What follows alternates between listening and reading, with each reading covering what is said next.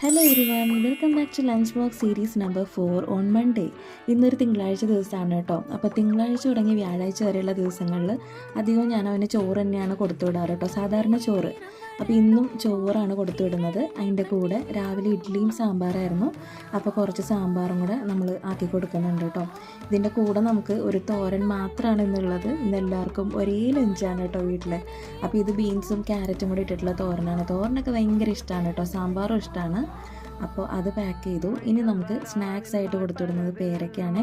പേരയ്ക്ക് ഇതോടുകൂടി കഴിഞ്ഞു കേട്ടോ, ഫ്രൂട്ട്സ് എല്ലാം കഴിഞ്ഞിരിക്കുകയാണ്. ഇനി പുതിയതായിട്ട് അപ്ഡേറ്റ് ചെയ്യണം.